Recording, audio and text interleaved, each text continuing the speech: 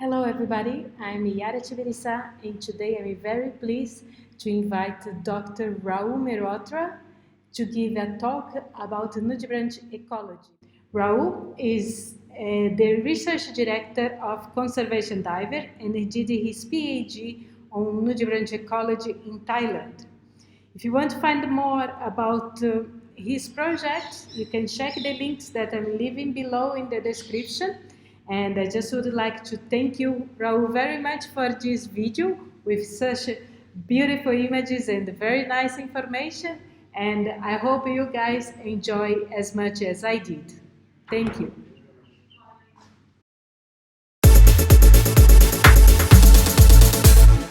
Hello everyone, my name is Rahul Mehrotra. I am the Research Director of Conservation Diver. With most of my research being in the vicinity of coral reefs, today I want to talk to you about something to do with sea slugs that they share with corals themselves, which is the relationship with microalgae known as zooxanthellae. So, zooxanthellae are dinoflagellates in the family Symbiodiniaceae. They are found in a variety of marine invertebrates, from giant clams to some jellyfish. They are also found in many hard and soft corals, typically being responsible for their color. The loss of the zooxanthellae are what we call coral bleaching. So how does all of this relate to nudibranchs?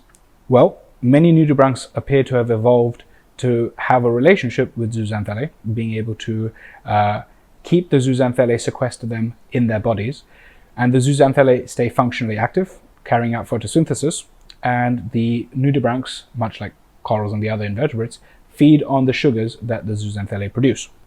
Symbiosis with zooxanthellae has been found in dozens of sea slug species across several families, with many of them having found to have evolved distinctive morphological features to facilitate the symbiosis. Most of the species that have been found to acquire zooxanthellae from their prey. So the prey themselves have zooxanthellae, and then the nudibranchs feed on that prey and sequester the zooxanthellae in their body. So ecologically speaking, this is what we might call kleptosymbiosis. Klepto meaning to steal, and symbiosis indicating a relationship between organisms. So, for example, in the genus Festila, the relationship with zooxanthellae varies considerably across members of this genus. So, Festila melanobrachia, for example, feeds only on corals that do not have zooxanthellae, and therefore they themselves cannot sequester the zooxanthellae. They've not evolved to have that relationship. Other members host zooxanthellae at high densities within their bodies, and yet others actively take up the zooxanthellae and actually consume the zooxanthellae themselves. So it's a very variable relationship. Other genera, such as Phylodesmium and Ptereolydia, take up zooxanthellae from their prey, soft corals and hydroids. In the latter case, members of the genus Ptereolydia have been shown to host a high diversity of genera and species of zooxanthellae within their tissues across their range. Interestingly, members of the genus Melibe have been shown to take up zooxanthellae incidentally, passively, as they graze on microinvertebrates. So they feed on the microinvertebrates, and as they do so, zooxanthellae from the water column and the seafloor around them is taken up and hosted in their bodies. Members of the species Melibe ingeli have been shown to survive up to 9 months without visibly feeding on anything else, suggesting that the zooxanthellae in their tissues maintain sugars to keep them alive for that long. We found similar traits with the species Melibe viridis in Thailand. So the duration of how long the symbiosis can be maintained between the zooxanthellae and the nudibranch has been shown to be variable across many different species and many different families. In that sense, it's similar to another feature called kleptoplasty, found in sacoglossan sea slugs. Now, kleptoplasty is remarkable, but it is not the subject of this chat, so you can learn about that elsewhere.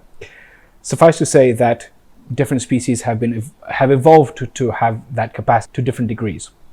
There is some evidence that the absence of sufficient prey of the nudibranchs or a change in environmental conditions can result in a partial or complete loss of zooxanthellae from the nudibranch.